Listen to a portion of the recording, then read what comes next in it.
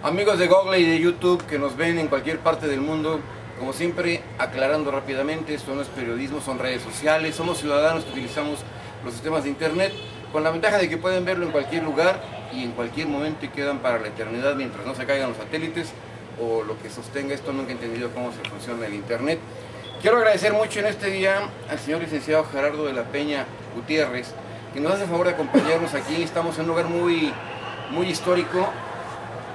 Luego les hablamos de arquitectura, ¿verdad? Pero no puedo. Hay un edificio nuevo allá atrás de nosotros que no nos deja ver muy bien la universidad, pero estamos aquí teniendo de fondo el edificio histórico de la Universidad de Guanajuato. Mi estimado señor licenciado Gerardo, con el gusto de saludarte. ¿Cómo estás? Pues con el gusto de saludarte, muy agradecido por la atenta invitación. Fíjate que nos parece muy interesante, Gerardo de la Peña Gutiérrez, porque tienes una trayectoria, a lo que vamos a llegar al final, que tengo entendido, eres en el país, si no el más joven, ahorita nos lo dices, uno de los magistrados a nivel federal más jóvenes del país, si no es que el más joven, ahorita nos cuentas. Pero yo quisiera empezar para platicar a la gente, porque tú eres muy famoso, pero hay gente que obviamente en Hong Kong o en Río de Janeiro tal vez no sepan, que nos contaras cómo empiezas. ¿Estudiaste aquí atrás? Efectivamente, soy abogado por la Universidad de Guanajuato, maestro en Derecho Constitucional por la Universidad Iberoamericana, y siempre he tenido un gran interés en mantenerme actualizado en el mundo del derecho. Tengo más de 10 años que terminé la licenciatura y sin embargo un solo año no me he mantenido fuera de las aulas. Soy notario público por la Universidad de Guanajuato, hice la especialidad en notaría pública en el Colegio de Notarios del Estado de México. Hice, todos los cursos que te ofrece el Poder Judicial de la Federación, la especialización para actuario judicial, para secretario de juzgado de distrito, secretario de tribunal unitario, secretario de la Suprema Corte de Justicia, el curso básico de preparación para secretarios del Poder Judicial de la Federación, y todo ello pues me ha permitido mantenerme actualizado en el mundo del derecho. Cursos en derecho laboral burocrático, temas especializados del derecho laboral, temas selectos del derecho laboral, cursos de redacción judicial. Siempre me ha gustado mantenerme pues actualizado, y como hace tantos años que nos conocemos, creo que la suma perfecta se debe de dar desde luego desde el punto de vista académico, sumado con lo que aprendes todos los días en tu andar en la vida profesional. Tienes que sumar lo que aprendes en las aulas con lo que se realiza día a día en los tribunales. Sí, de tu papá, que es uno de los notarios más conocidos de Guanajuato, hasta cuando te conozco yo trabajando con tu tía, la otra muy famosa notaria, la licenciada Nora, y estabas tú ya en la notaría. Pero cuando sales de aquí, ya como licenciado en Derecho, ¿cuál es tu primer cargo? Vamos a regresarnos hasta tercero de secundaria, que fue cuando nos conocimos. Ya estás viejo. Ya estoy viejo, joven amigo. Empiezo a trabajar en la notaría 18, como tú bien dices, como auxiliar de la notario. Me encargaba de hacer, trámites propiamente, no trabajo jurídico dentro de la notaría como tal, no tenía ninguna experiencia. Trabajo con ella hasta los 19 años, cuando estaba en segundo semestre de la carrera. Tengo la oportunidad de entrar al Poder Judicial de la Federación. El magistrado Javier Pons Lisiaga me da mi primer nombramiento como oficial administrativo. Aquí en la presa, en el tribunal que está en la estaba presa. allá, ya no Sí. está todavía, está ahorita. Ahí está un auxiliar, todavía. está un tribunal auxiliar. En el segundo tribunal colegiado del 16º circuito se llamaba en aquel entonces. La Villaguerne. Exactamente, en Villaguerne. A partir de entonces, hasta que terminé la carrera, como no tenía posibilidad de acceder a ningún otro cargo porque te pide que seas abogado titulado con determinada experiencia, etcétera, pues permanecí como oficial administrativo. Siempre fui muy inquieto, entonces leía los proyectos de sentencia que los secretarios le presentaban para autorización a los magistrados que integran el pleno, y el magistrado Javier Pons, que es una excelente persona con una lógica jurídica impecable, me ayudó mucho, me enseñó cómo se estructura un proyecto, cómo se analiza un expediente, qué debes de tener con mayor detenimiento, qué debes de resaltar en un proyecto, cómo debes de estructurarlo, cuáles son las partes básicas. Me enseñó, como se dice en el mundo jurisdiccional, a proyectar, a formular proyectos de resolución de sentencia. Y cuando tuve la oportunidad de acceder al siguiente cargo, él me impulsó para que hiciera mis exámenes correspondientes, tienes que hacer exámenes y acreditarlos con un puntaje mínimo. Una vez que tuve ese examen acreditado, me nombró actuario judicial, seguí proyectando y después el ahora magistrado Salvador González Valtierra me invita al juzgado segundo distrito, cuando él era el juez segundo distrito aquí en Guanajuato. Me voy con él, fui actuario judicial y secretario de juzgado en el juzgado segundo distrito. Después me invitan a México y llego al segundo tribunal colegiado en materia administrativa, ya como secretario de tribunal colegiado.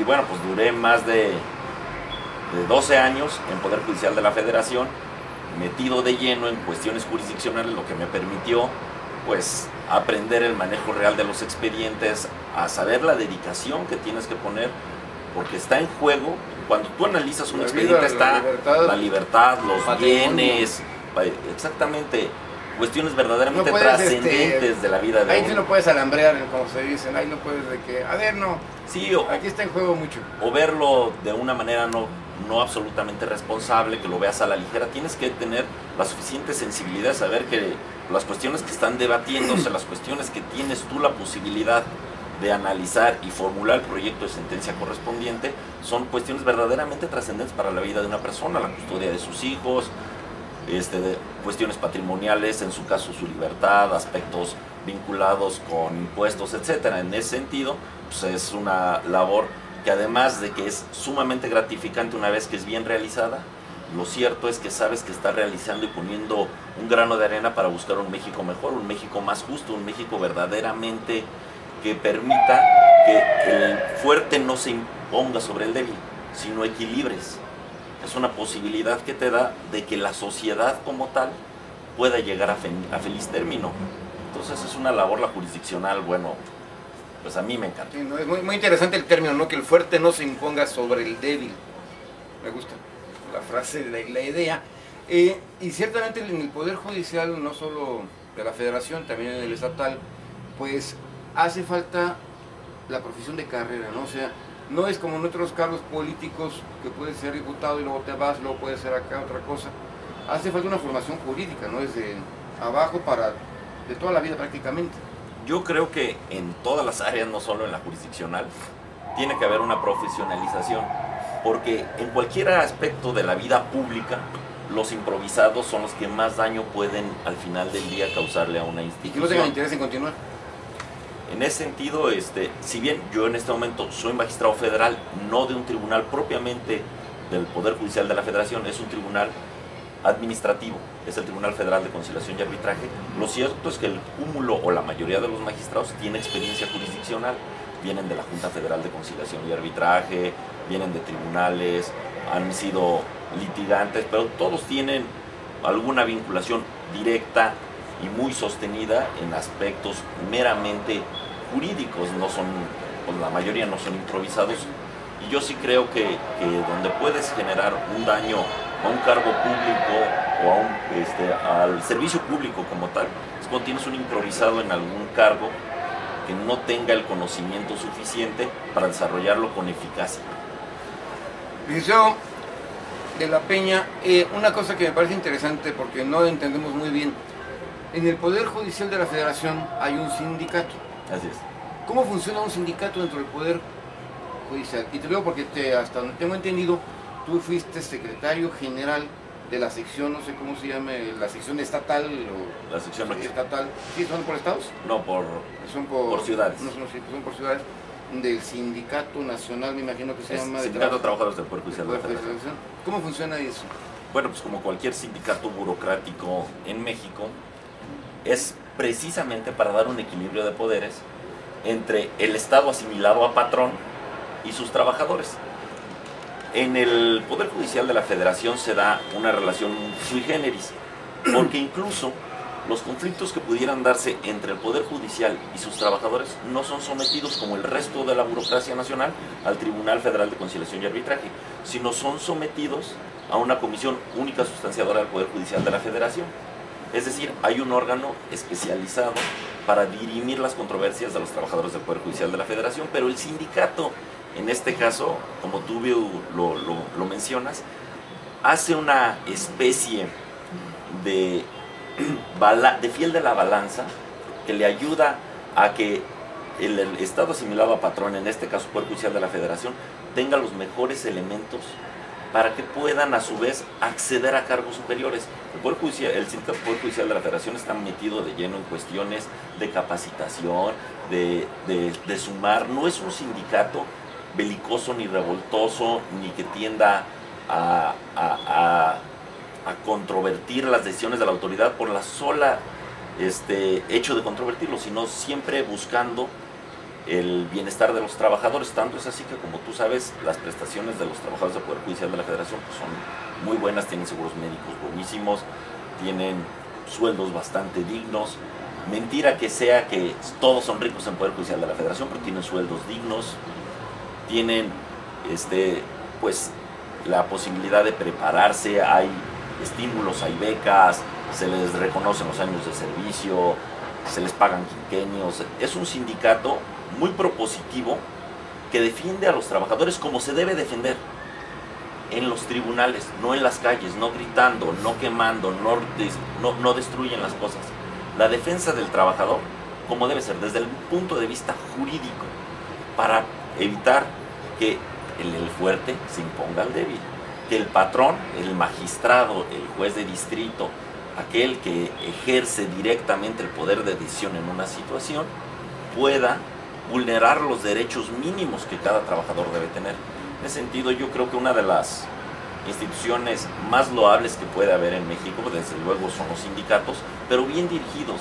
Un sindicato que no sea violento, un sindicato que no aproveche, que no sea aprovechado como maquinaria electoral, que no sea aprovechado para tener prebendas o para tener algunos beneficios indebidos. Yo creo que el sindicato de Poder Judicial de la Federación es un sindicato bien llevado. Creo que su dirigencia nacional es una dirigencia seria, es una dirigencia capaz. Tanto es así que ha durado muchísimo tiempo y jamás ha sabido de un escándalo. Es una persona, yo tengo el gusto de conocer al dirigente nacional, que vive modestamente. No se Por cierto, es guanajuatense, Por ¿no? cierto, es guanajuatense, es de Doctor Mora. Don Juan Bautista Reséndiz. Es una persona que yo tengo tal vez 10 años de conocerlo y no le conozco un escándalo, no le conozco bienes mal habidos. Me parece que es una persona decente, por lo que tengo la posibilidad de conocerlo, ¿no? Pero tú sigues con licencia, sigues siendo parte del Poder Judicial de la Federación de acá, o ya dejaste acá y te fuiste para acá.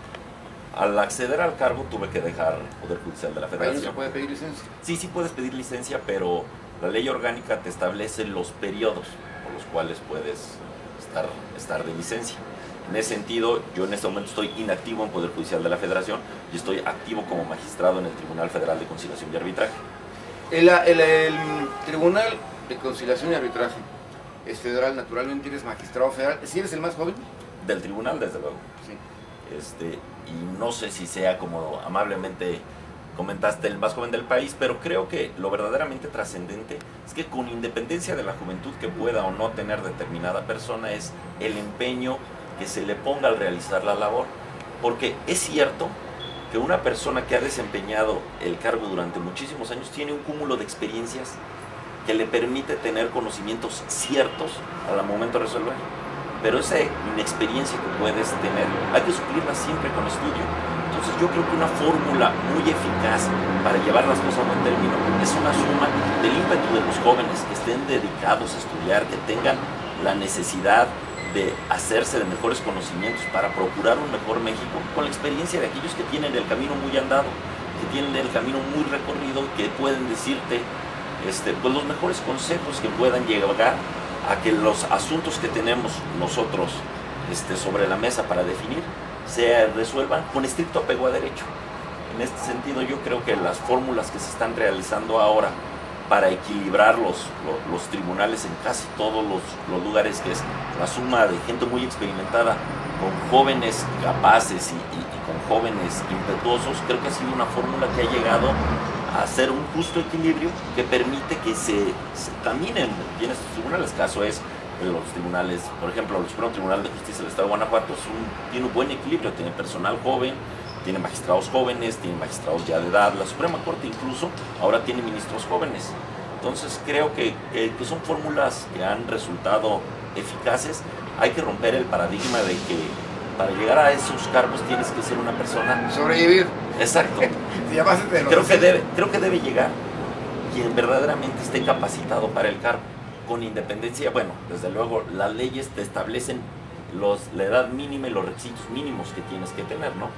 Pero una vez reunidos los requisitos legales, sí quien tenga la suficiente capacidad para desempeñar el cargo, pero con eficacia y excelencia, no tanto por una edad determinada y desde luego no por cuotas de partidos políticos ni situaciones similares, ¿no? Porque tenemos que disasociar la impartición de justicia, en mi muy particular punto de vista, de algún agente exógeno. Tiene que verse los asuntos con la suficiente objetividad que merece el caso. Es decir, tratar de desprenderte de todos los agentes exógenos que pudieran ser, ¿no? Sino limitarte al analizar el expediente con suficiente objetividad, insisto. Es un valor fundamental en la cuestión de la impartición de la justicia, la objetividad, que es muy difícil de obtener. Pero objetividad, la excelencia, la imparcialidad. En el caso de ustedes debe ser el bien supremo, la objetividad. La excelencia, la imparcialidad, la búsqueda de la justicia, ¿no? El Tribunal Federal de lo Contencioso, de la Junta de Conciliación y Arbitraje, es Federal de Conciliación y Arbitraje. Es similar a lo del Tribunal del Contencioso, son tribunales autónomos del Poder Judicial Federal. Exactamente, el Poder Judicial de la Federación no tiene a su cargo todos los tribunales que existen en México. Los tribunales federales, insisto, existen tanto tribunales administrativos como el Tribunal Agrario, el Tribunal Federal de Justicia Fiscal y Administrativa. ¿Qué sería el contencioso, de hecho? El símil del Tribunal Federal de Conciliación y Arbitraje es el que se encarga de dirimir las cuestiones de la burocracia federal. El Tribunal Contencioso del Estado de Guanajuato es el contencioso administrativo, es el símil al Tribunal Federal de Justicia Fiscal y Administrativa.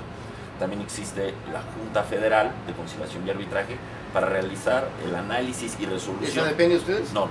Es independiente. La Junta Federal depende de la Secretaría del Trabajo. ¿Y ustedes? Nosotros dependemos de la Secretaría de Gobernación. ¿Y los cargos de los magistrados federales, en tu caso, de conciliación y arbitraje, son del secretario de Gobernación o del presidente de la República o del Congreso? Es que por la naturaleza propia de ese tribunal existen 3 tipos de nombramientos que se dan ahí.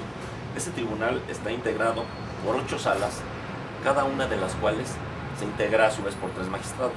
Un magistrado presidente, un magistrado representante del gobierno federal y un magistrado representante de los trabajadores. El magistrado representante de los trabajadores es designado por la FETSE o por la FEDESP. El magistrado representante del gobierno federal es designado por la Secretaría de Gobernación. Y el magistrado presidente, tercer árbitro, por estos 2 últimos. Se ponen de acuerdo tanto los trabajadores como los representantes del gobierno federal para definir un magistrado presidente de cada una de las salas. Y el magistrado presidente del tribunal es designación presidencial. Directamente. Así es. ¿Y tú cómo llegas? Yo soy magistrado representante del gobierno federal. ¿Ese es el del presidente? No, el de la Secretaría de Gobernación. ¿Cuántos el presidente tiene 2 funciones? El presidente tiene nada más, el presidente tiene directamente la nominación del magistrado presidente del tribunal. ¿Y cuánto duras en el cargo? El artículo específico de la ley que nos rige establece que los representantes de trabajadores y representantes del gobierno federal serán nombrados y removidos libremente por aquellos quienes los designaron.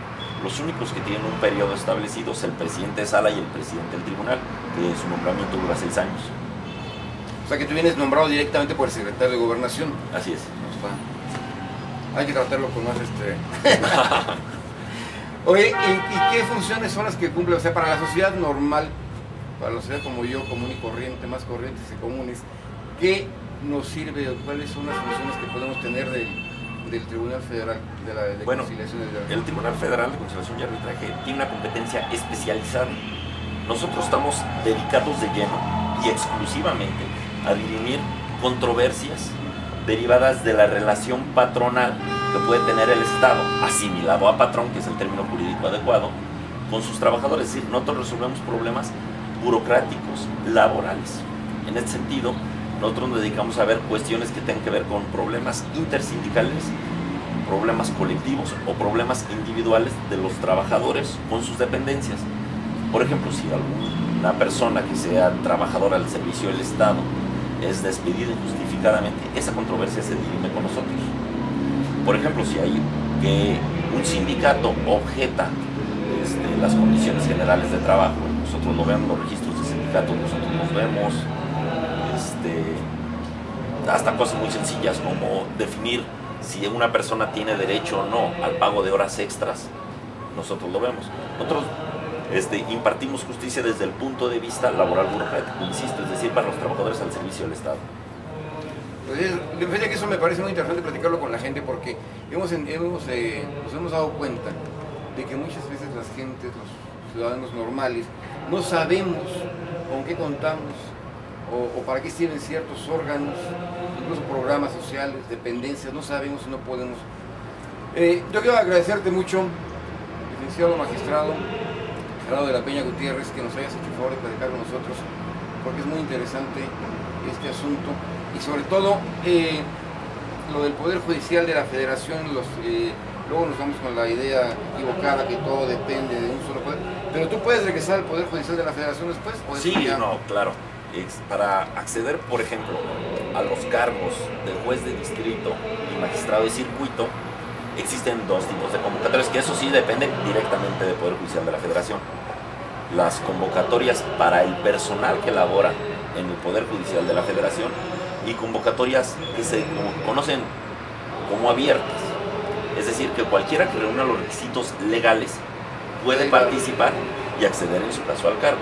Entonces, de ser el caso que yo quisiera regresar algún día a Poder Judicial de la Federación y pretender acceder a un cargo como juez de distrito o magistrado de circuito, pues tendría la posibilidad de hacerlo en este contexto, como un participante en una convocatoria abierta. Eso sí depende internamente del Poder de la Suprema Corte de Justicia. Del Poder Judicial de la Federación. La Suprema Corte de Justicia sería, es el Tribunal Superior de la Nación, desde luego, pero para todos aquellos tribunales dependientes del Poder Judicial de la Federación, excepto la Suprema Corte de Justicia y el Tribunal Electoral, está el Consejo de la Judicatura Federal, que es el órgano encargado de la administración, justicia, administración, disciplina, etcétera, de todos los órganos del Poder Judicial de la Federación. Es decir, los juzgados de distrito, tribunales unitarios y tribunales colegiados de circuito propiamente dependen del Consejo de la Judicatura Federal. Sí, el Congreso interviene únicamente en el asunto de los ministros. Bueno, no. ¿O ahí no interviene el Congreso? Sí, la Cámara de Senadores en específico. Ahí para designar a un ministro de la Suprema Corte de Justicia es facultad del señor presidente de la República por poner una terna.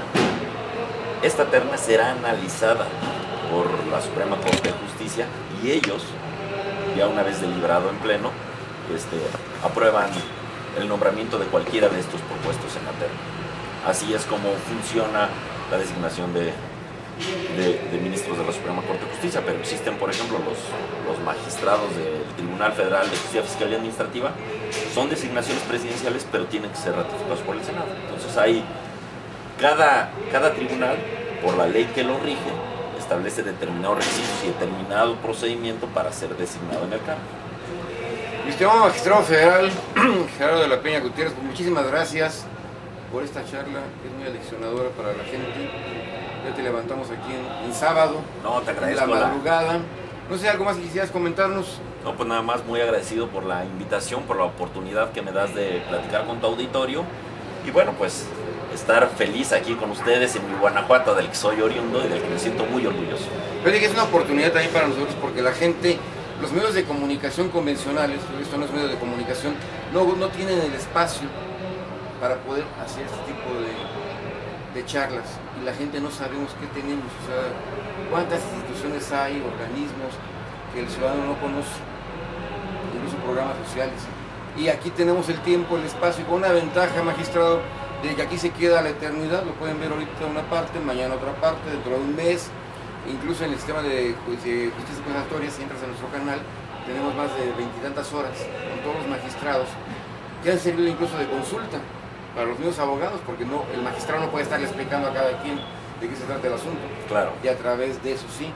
Y sobre todo que aquí nos hace el favor de combinarnos la práctica con los dos temas de la Junta de Conciliación, del Tribunal Federal de Conciliación y Arbitraje, junto con lo del Poder Judicial de la Federación, que mucha gente confunde, fíjate, magistrado, que llega a tal grado la ignorancia que mucha gente no entiende cuál es el Tribunal Federal, cuál es la aplicación de la justicia federal y cuál es la aplicación de la justicia local de Guanajuato.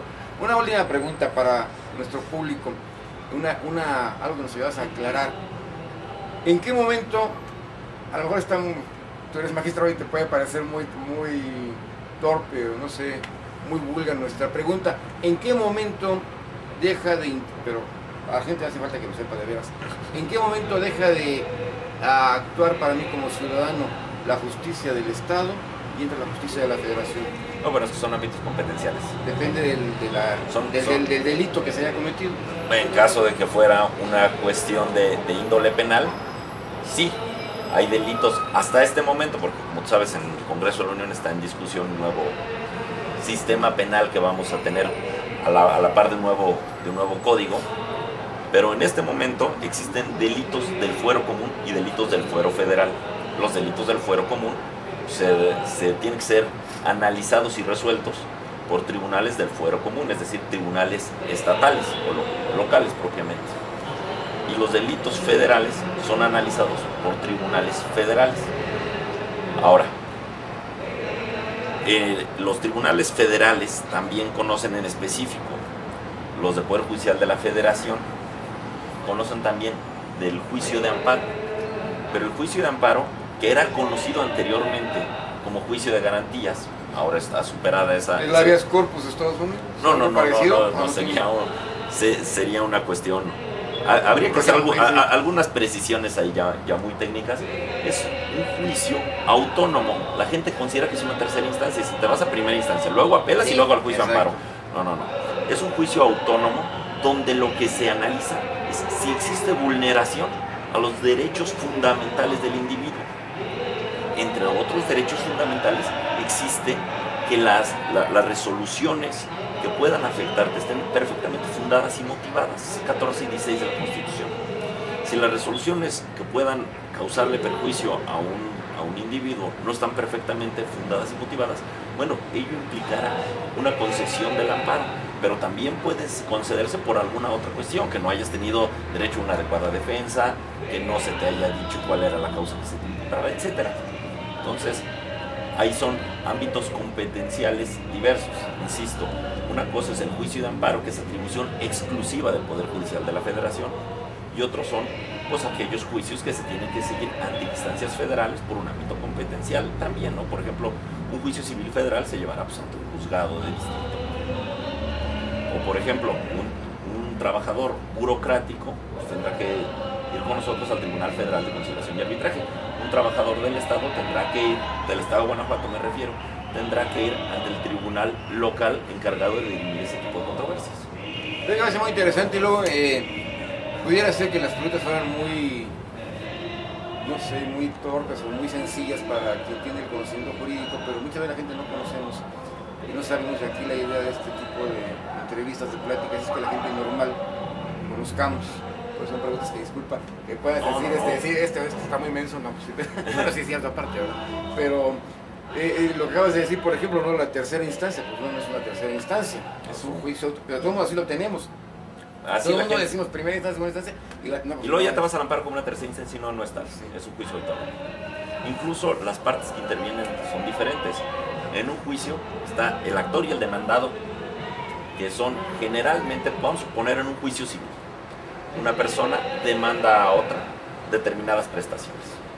Se resuelve en primera instancia, cualquiera de ellas tiene la posibilidad de apelar, se resuelve en segunda instancia, pero cuando se promueve el juicio de amparo, incluso las partes cambian, porque el actor, acá es el quejoso, vamos a equipararlo un poco al actor, es quien insta la acción de amparo para que se ponga en movimiento la función de los tribunales encargados de dirimir ese tipo de controversias, es el quejoso.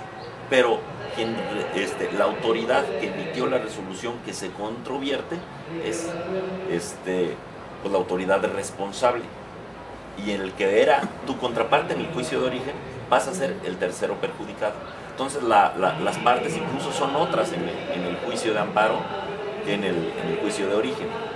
Pues de ahí yo veo que sale la importancia, digo, a mi muy humilde y personal opinión, de que ciertamente cuando se designa a un juez de distrito, a un magistrado federal, tú me platicabas de la opción abierta, ¿no? De que quien reúna los requisitos pueden participar en esa convocatoria abierta, pero de que aquí, pues sí fue, en lo que a mí lo alcanzo a ver, creo que aquí sí es muy importante también la experiencia, aunque reúnas los requisitos legales para la convocatoria, pienso que aquí sí la experiencia es muy importante para poder impartir la justicia federal de una manera más adecuada, más objetiva. Tienes toda la razón. La experiencia aquí cuenta muchísimo.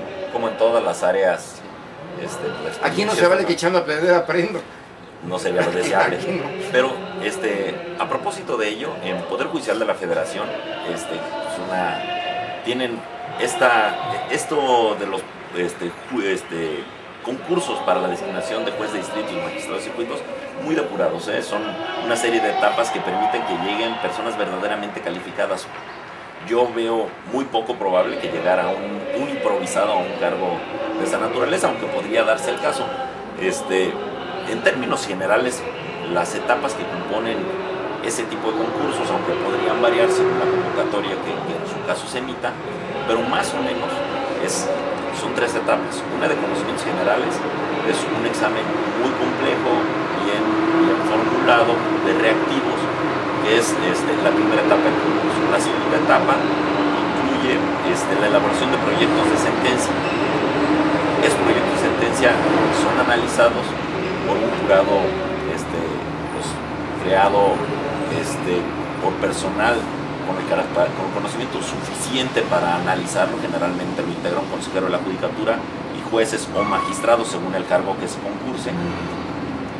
Gente con mucha experiencia que sepa si un proyecto está bien realizado, está bien estructurado, si se está resolviendo lo verdaderamente pedido o no, si hay congruencia interna y externa, si está fundado, si está motivado, si le pegaron al sentido, porque puedes tú pues equivocar el sentido y tu resolución desde luego será ilegal, ¿no?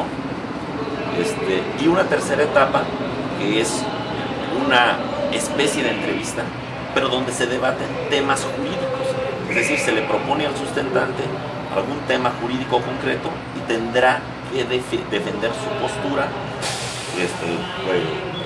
y defender las preguntas que en su caso le formule el personal que le está realizando el examen. En este caso, insisto, jueces, magistrados o un consejero de la judicatura son los que están formulando las preguntas. Entonces es muy poco probable que algún improvisado pudiera acceder a esos cargos.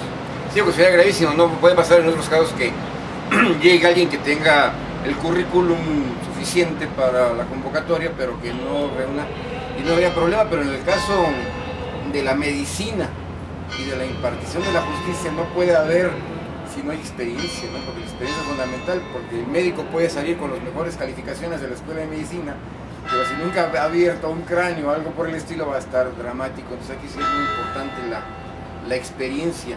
Por eso volvemos al tema de origen.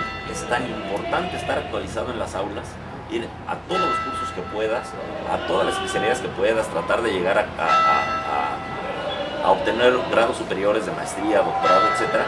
Como tan importante es estar día a día trabajando y viendo la aplicación en el mundo real de los conocimientos adquiridos en las aulas. Creo que es una manera, pues, en mi concepto, muy adecuada de llegar a un feliz término y poder aplicar verdaderamente los conocimientos.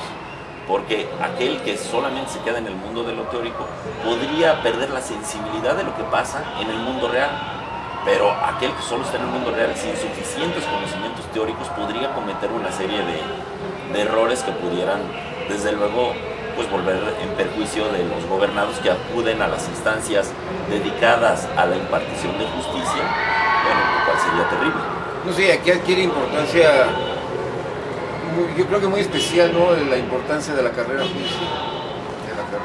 Yo también creo que sí. Porque decía, por ejemplo, lo veo el caso aquí de los magistrados, que hemos hecho muchas pláticas con ellos a nivel estatal, pues a lo mejor si un diputado se equivoca, pues se puede corregir, se puede revocar la ley, o sea, Pero si un magistrado se equivoca, ya mandaste a la cárcel 50 años a una persona que era inocente, o ya lo dejaste sin casa y sin propiedades, aquí es importante. Aquí es muy trascendental en la vida del ser humano. Por eso es que casi todos los tribunales, tanto locales como federales, casi todos, con cierta frecuencia están haciendo cursos de actualización, preparando a su personal, porque es tan importante que los magistrados, jueces, etcétera, estén capacitados como el personal jurídico, es decir, los secretarios que proponen los acuerdos o las sentencias también tienen que tener una capacitación suficiente para que aquello que le proponen al juez o al magistrado, bueno, pues tenga la suficiente calidad necesaria y para que los gobernados puedan saber que al acudir a una instancia a solicitar justicia, bueno, pues lo harán ante personas que conocen la problemática que puede tener determinado caso y la manera de resolverlo con apego a derecho. Y la trascendencia de sus actos. Desde luego. Magistrado Gerardo de la Peña Gutiérrez, muchísimas gracias, ya que es un gusto platicar contigo y te agradezco mucho y creo que eso es muy importante que tengan ustedes los magistrados la amabilidad de platicar con nosotros, porque insisto, un medio de comunicación convencional no puede, no tiene el tiempo, ni el espacio y tal vez ni la función de hacer esto. Y por otro lado, se pierde, o sea, tú puedes declarar un día y aquí queda, en los anales, queda como una especie de biblioteca virtual de consulta, porque un ciudadano no puede, no hay tiempo, no hay manera de que un ciudadano vaya a ver a un magistrado de cualquier índole, ni estatal ni federal, para preguntarle lo que estamos preguntándote a ti. Entonces, a través de mi humildísima persona, podemos hacer que los magistrados, tanto federales como estatales, tengan acceso con el público y enterarse de muchas cosas. Y ahí queda guardadito. Y pedirles a ustedes disculpas del ruido, pues estamos en una plaza pública. No sé si por ahí viene un meeting, pero creo que no, pero algo viene por ahí, más el ruido de los camiones. Disculpen el ruido. Magistrado, pues realmente muchas gracias por tu tiempo que nos has dedicado, porque a mí me parece algo muy fundamental del Internet, pero también en la actitud de los magistrados de acceder a estas pláticas ciudadanas, porque hay un contacto directo con la ciudadanía a través de Internet. No, encantado y muy agradecido de la invitación. Magistrado, muchísimas gracias. Te agradezco. Buenos días.